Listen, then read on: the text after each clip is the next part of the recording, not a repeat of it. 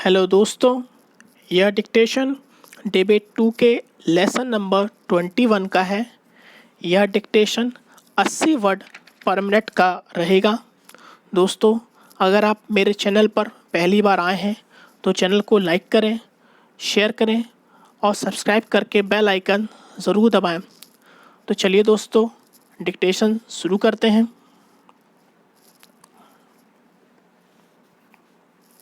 Start.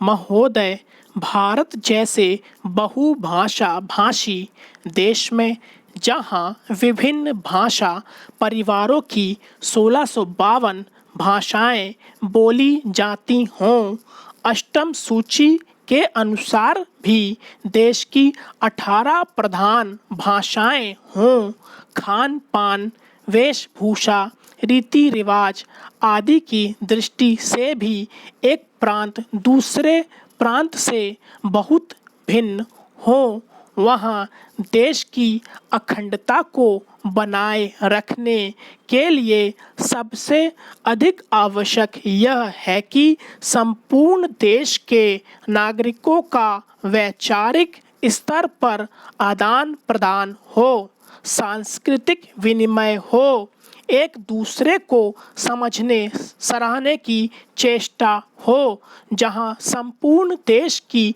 भाषा एक हो, वहाँ तो शायद उस एक राष्ट्रभाषा से यह संभव भी हो सके, किंतु भारत जैसे विशाल तथा विभिन्न संस्कृतियों और विविध भाषाओं वाले देश में अनुवाद ही सबसे सशक्त माध्यम है, जो संपूर्ण देश को एक सूत्र में बांधे रखने में सहायक हो सकता है।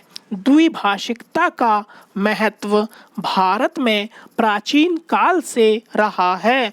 आज भी भारतीय जनसंख्या के सांख्यिकीय आंकड़े यह बताते हैं कि भारत में द्विभाषियों का प्रतिशत काफ़ी ऊंचा है।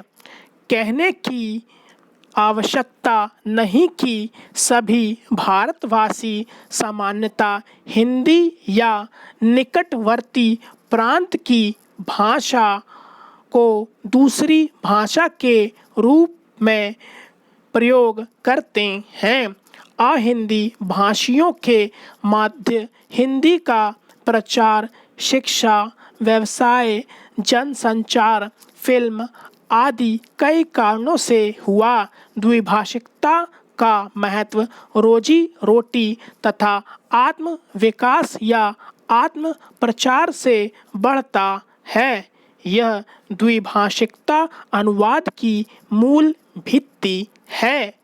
एक व्यक्ति अपने भावों व विचारों को दूसरे तक पहुंचा सके तथा दूसरे की बात स्वयं समझ सके, इसीलिए वह 2 या अधिक भाषाएं सीखता है। यह व्यावहारिक सत्य है कि जो व्यक्ति जितनी अधिक भाषाएं जानता है वह उतना ही बहुज्ञ है, क्योंकि भाषा के सहारे उसका परिचय क्षेत्र तो बढ़ता ही है, वह विभिन्न भाषिक संस्कृतियों से भी परिचित होता है।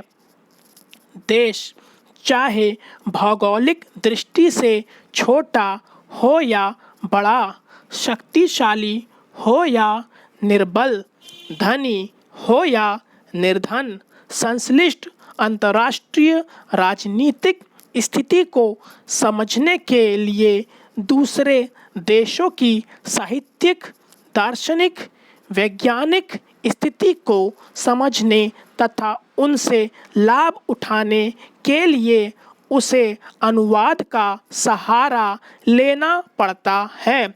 सभी विकसित देशों में इसीलिए अनुवाद का बड़ा महत्व है। अनुवाद संबंधी बड़े बड़े संस्थान हैं तथा बड़े सुनियोजित ढंग से अनुवाद कार्य होता है। मैं आपको यूरोप के एक छोटे से देश बल्गारिया का उदाहरण देता हूँ। बल्गारिया की जनसंख्या 40 लाख है। बल्गारिया में पर्यटकों की वर्ष भर भरमार रहती है और उसका विदेशी मुद्रा अर्जन का मुख्य स्रोत भी पर्यटन उद्योग ही है। विश्व के अनेक देशों के पर्यटक वहाँ आते हैं, जिनमें बल्गारियन भाषा जानने वालों की संख्या नहीं के बराबर ही होती है। इन पर्यटकों की सुख सुविधा के लिए तथा उन्हें भाषा की कठिनाई ना हो, इसलिए द्विभाषियों की जो यूरोप की विभिन्न भाषाएं जानते हों आवश्यकता होती है। इसके लिए विश्वविद्यालयों में नियमित रूप से युवक युवतियां विदेशी भाषाएं सीखते हैं और द्विभाषीय का काम करते हैं।